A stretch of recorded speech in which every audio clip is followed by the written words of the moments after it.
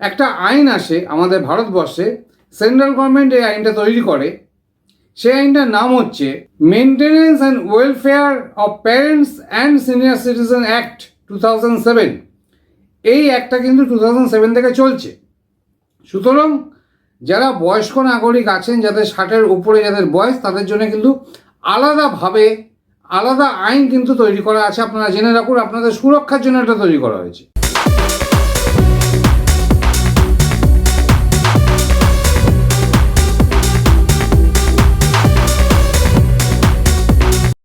নমস্কার বন্ধুরা, আজকে যে ভিডিওটা, এই ভিডিওটা টোটালটাই সিনিয়র সিটিজেনকে নিয়ে।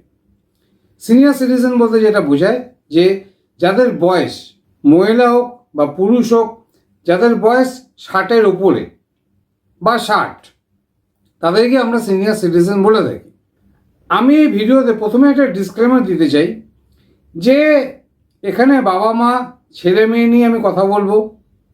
সুতরাং সমস্ত ছেলে মেয়ে যে খারাপ তা আমি কখনোই বলছি না। আমি ভিডিওতে বলেই থাকি যে খারাপ ভালো নিয়ে আমাদের সংসার, আমাদের দুনিয়া।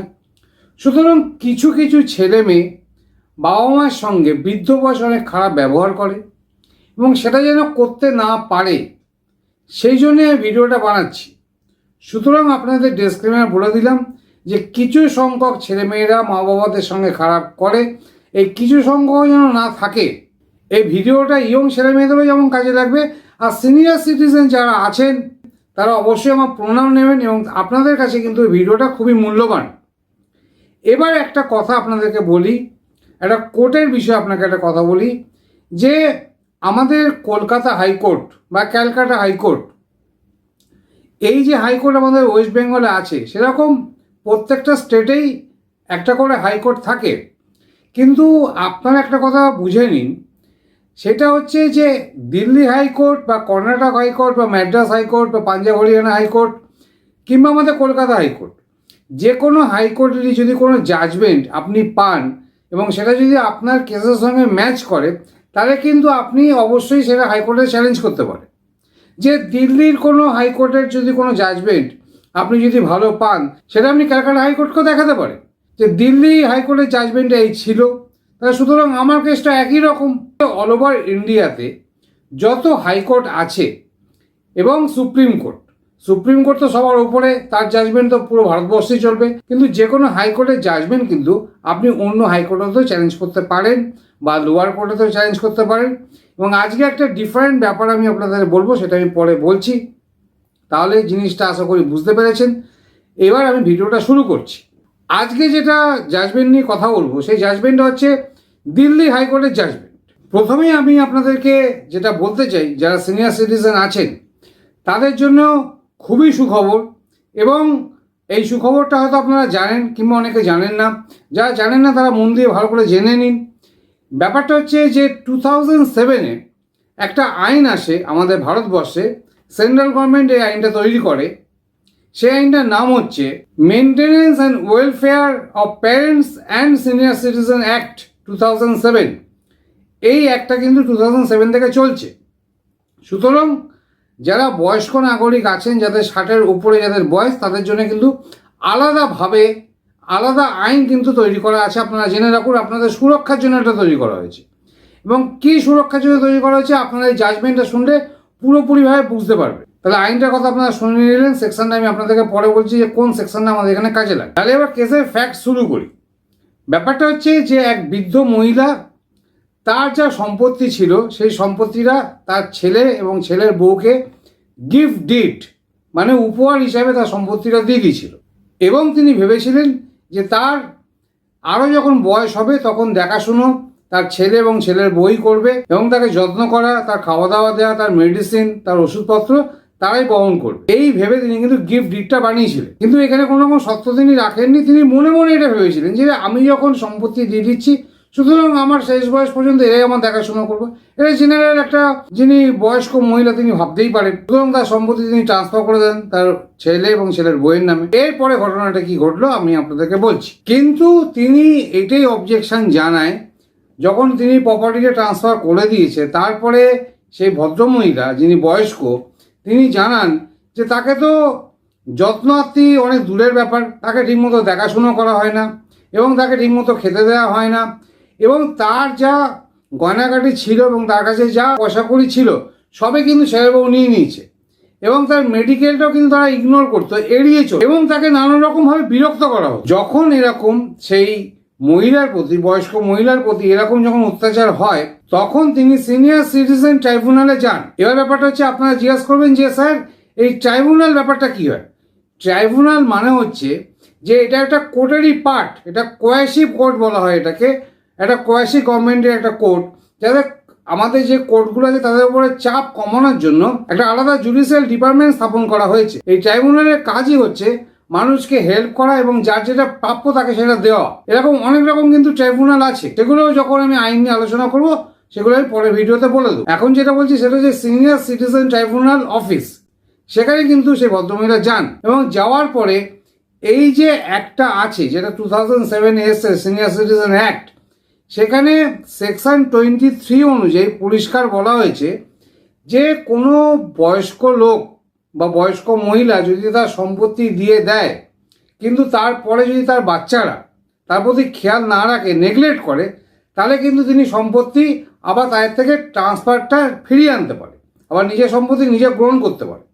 সুতরাং এই অর্ডারটা কিন্তু ট্রিব্যুনাল থেকে দেওয়া হয় সেই ভদ্রমহিলাকে, কিন্তু এদিকে কিন্তু ছেলে যে ছিল সে কিন্তু হাইকোর্টে চ্যালেঞ্জ করে। এবারে হাইকোর্ট ব্যাপারটা কি করে সেটা আমি আপনাদেরকে বলছি, সেটাই মেন ব্যাপার। Maintenance and welfare of parents and senior citizen act 2007 যেটা বানানো হয়েছে, সেটার পরিষ্কার দৃষ্টিভঙ্গি হচ্ছে যে কোনো রকম বয়স্ক মানুষ যাতে তাদের ছেলে মেয়ের থেকে খারাপ ব্যবহার বা আত্মীয় স্বজনদের থেকে খারাপ ব্যবহার না পায়, তাদের যেন দেখাশোনা ঠিকঠাক মতো করা হয়, তাদের যে মেডিকেল ব্যাপার আছে সেগুলো যেন ঠিকঠাক মতো করা হয়। এই উদ্দেশ্যেই কিন্তু সিনিয়র সিটিজেন একটা মেনলি হয়েছে। সিনিয়র সিটিজেনদের সুরক্ষা এবং সম্মানের জন্যই কিন্তু এই আইনটা মেনলি তৈরি করা হয়েছে। এবার এখানে একটা ল পয়েন্ট আছে, সেটা আপনারা বুঝুন। আপনারা বয়স্ক আমি জানি, কিন্তু ভিডিওটা একটু লং হয়ে যাচ্ছে, কিন্তু আপনাদের বোঝাতে গেলে আপনাদেরকে একটু টাইম দিতেই হবে। ব্যাপারটা হচ্ছে যে এই যে সিনিয়র সিটিজেন যে অ্যাক্ট আছে, এই অ্যাক্টে 2007 যেটা এসছে, সেকশন 23 যেটা বলা হয়েছে যে গিফট ডিড বা অন্য কোনো রকমভাবে যদি সম্পত্তি বাবা মা নিজের ছেলে মেয়েকে লিখে দেয় বা ছেলের বউকে লিখে দেয়, তাহলে সেখানে এক শর্ত থাকবে যে তাকে দেখাশুনো করতে হবে। তিনি আরও যখন বার্ধক্য হবে, আরও যখন বয়স বাড়বে, তার সব রকম দেখাশুনো ছেলে মেয়েকে করতে হবে, কারণ তিনি প্রপার্টি তাদেরকে লিখে দিয়েছেন। এটা কিন্তু সেকশন 23 পরিষ্কার লেখা আছে। তাহলে এখানেই গন্ডগোলটা বাঁধলো। যে মহিলা গিফট ডিড করেছিল তিনি তো কোনো শর্ত রাখেননি, সেই জন্য এই কেসটা তখন দিল্লি হাইকোর্টে যেহেতু গেছে, এবার দিল্লি হাইকোর্ট কি বললো সেটা আমি আপনাদেরকে বলছি। এবং এখানে একটা কথা বলা হয় যে এই যে শর্তটা লেখা আছে, এই শর্তটা যদি পালন ছেলে মেয়ে না করে, তাহলে এই যে সম্পত্তি ট্রান্সফার করা হয়েছে, বাবা মা ছেলেকে দিয়েছে, সেটা কিন্তু পুরোপুরি ভয়েড বা ক্যান্সেল। ভয়েড হচ্ছে একটা আইনি ভাষা, আপনারা সোজা কথায় শুনে রাখুন, সেটা ক্যান্সেল। সেই যে এগ্রিমেন্টটা আছে, যে ডিডটা আছে, সেটা পুরোপুরি ক্যান্সেল বা ভয়েড হয়ে যাবে section 23 of senior citizen act অনুযায়ী 2007। তাহলে আপনারা এখন ভাবছেন যে এই যে মহিলা যেটা গিফট ডিড করেছিল বা সম্পত্তি ট্রান্সফার করেছিল, তিনি কোনো শর্ত রাখেননি, তাহলে এখানে ব্যাপারটা কি হবে? সেকশন 23 তো একটা আপনাকে বললাম যে কি লেখা আছে, তাহলে এখানে ঘটনাটা কি ঘটবে? সুতরাং এখানে দিল্লি হাইকোর্ট কি বলেছে শুনুন। এবং আপনারা পশ্চিমবঙ্গে থাকেন, আমার ভিউয়ার্স যারা আছে প্রায় মোটামুটি 60% পশ্চিমবঙ্গেতেই থাকেন, সেটা আমরা ইউটিউব অ্যানালিসিস করে বুঝতে পারি। সুতরাং আপনারা কিন্তু এই দিল্লি হাইকোর্টে যে জাজমেন্ট, আমি ডেসক্রিপশানে লিঙ্ক দিয়ে দেবো, আপনারা একদম ভালোভাবে ডাউনলোড করে পড়তে পারেন, জাজমেন্টটা পড়তে পারেন, এবং আপনারা কিন্তু চ্যালেঞ্জও করতে পারেন দিল্লি হাইকোর্টের এটা জাজমেন্ট। দিল্লি হাইকোর্ট কিন্তু এখানে ব্যাপারটা অন্যরকম করে দিচ্ছে। সেটা কি করেছে সেটা বলছি আপনাদের। দিল্লি হাইকোর্ট যেটা বলেছে সেটা হচ্ছে যে এই যে মহিলা আছে, যিনি গিফট ট্রান্সফার করেছেন, যিনি প্রপার্টি ট্রান্সফার করেছেন, তিনি একটা আশা রাখতেই পারে যে তার নিজের ছেলে এবং ছেলের বউ তার দেখাশোনা করবে। এটা তিনি জেনারেল ব্যাপার একটা আইডিয়া রাখতেই পারে, সেখানে কোনো তার অন্যায় নেই। তিনি তো একটা সম্পত্তি দান করে দিয়েছেন, যে সম্পত্তি তিনি দান করে দিয়েছেন যে এইভাবেই যে তাকে দেখাশোনা করা হবে। কিন্তু তাকে দেখাশোনা করা একদমই হয়নি, তাকে পুরোপুরিভাবে নেগলেক্ট এবং নানা রকম অত্যাচার করা হয়েছে। এবং হাইকোর্ট যেটা বলে এটা একটা ইমপ্লয়েড কন্ডিশন মানে হচ্ছে একটা বাই ডিফল্ট একটা কন্ডিশন, ইমপ্লয়েড কন্ডিশন এটা বলা। সুতরাং তখন হাইকোর্ট বলে যে এখানে শর্ত থাক আর নাই থাক, যেহেতু এখানে নেগলিজেন্সি এসছে এবং তিনি ভালোবাসা এবং স্নেহের খাতিরে তিনি যেটা দিয়েছেন সম্পত্তি, তার কোনো মানেই আসছে না এখানে। সুতরাং এখানে যে হাইকোর্ট ছিল, দিল্লি হাইকোর্ট ছিল, তিনি আবার যে ট্রাইব্যুনাল আছে, সিনিয়র সিটিজেন ট্রাইব্যুনাল আছে যেটা, তার কাছে কিন্তু কেসটা পাঠিয়ে দেয় এবং পাঠিয়ে দিয়ে বলে যে এই যে সম্পত্তিটা আছে এই সম্পত্তিটা এই বৃদ্ধ মহিলাকে আবার ফেরত দেওয়া হোক। এবং হাইকোর্ট আরও নির্দেশ দেয় যে এই গিফট ডিডটাকে পুরোপুরি ভয়েড বা ক্যান্সেল ট্রাইব্যুনালকে করতে হবে, সিনিয়র সিটিজেন ট্রাইব্যুনালকে করতে হবে। এবং ট্রাইব্যুনাল ফার্স্টে এটাই করেছিল, কিন্তু তা সত্ত্বেও কিন্তু কেসটা হাইকোর্টে এসছে এবং হাইকোর্টে এসে আমাদের প্রায় কোটি কোটি লোকের ভালো হলো, পশ্চিমবঙ্গের লোকেদের তো অবশ্যই ভালো হয়েছে।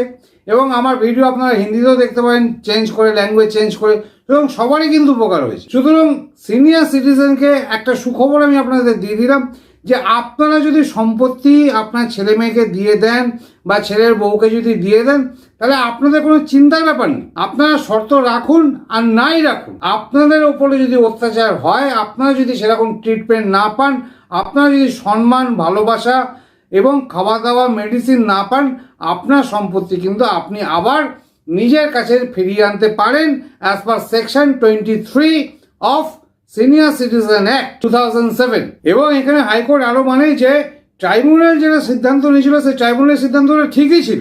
সুতরাং এখানে হাইকোর্ট আবার ট্রাইব্যুনালকে নির্দেশ দেয় যে এই সম্পত্তিটা যে বয়স্ক মহিলা ছিল তাকে ফেরত দেওয়া হবে এবং ডিডটা পুরোপুরি ক্যান্সেল করা হবে। সুতরাং আমি আপনাদের সঙ্গে যেটা আলোচনা করলাম, যারা সিনিয়র সিটিজেন আছেন তাদের তো অনেকখানি চিন্তা দূর হয়ে গেল। কোনো কন্ডিশনের দরকার নেই, আপনার প্রপার্টি আপনি নিশ্চয়ই ফেরত পাবেন যদি আপনি ভালো ট্রিটমেন্ট না পান আপনার ছেলে মেয়ের কাছ থেকে। এবং আমি কিন্তু প্রথমেই ডিসক্লেমার দিয়ে দিয়েছিলাম যে আমি সমস্ত ছেলে মেয়েকে বাজে বলছি না, কিছু সংখ্যক থাকে, আমরা টিভিতেও দেখি, আমরা নিউজ পেপারেও দেখি যে বাবা মার সঙ্গে খারাপ ব্যবহার হয়েছে, তার জন্য এই স্টেপ নেওয়া হয়েছে, এরকম আমরা টিভিতে নিউজে খবর শুনি। সুতরাং আমি লিগালে আছি, আমার কাছে জাজমেন্ট এসছে, সেটাই আমি আপনাদের কাছে আলোচনা করলাম। এবং জাজমেন্টটা কিন্তু আমি ডেসক্রিপশনে লিঙ্ক দিয়ে দিয়েছি, আপনারা খুব সোজাভাবে ডাউনলোড করে মোবাইলে বা ল্যাপটপ ডেস্কটপে পড়তে পারেন। ল্যাপটপ ডেস্কটপে পড়াটা বেশি ভালো, তাহলে ভালোভাবে বুঝতে পারবেন, পড়তে পারবেন। আর যদি না হয় তাহলে প্রিন্ট আউট করে নেবেন, কোনো অসুবিধা নেই। আর এই ধরনের ঘটনা যে একটাই প্রথম হয়েছে ইন্ডিয়াতে তা নয়, এরকম কিন্তু প্রচুর ঘটনা কিন্তু ইন্ডিয়াতে ঘটে।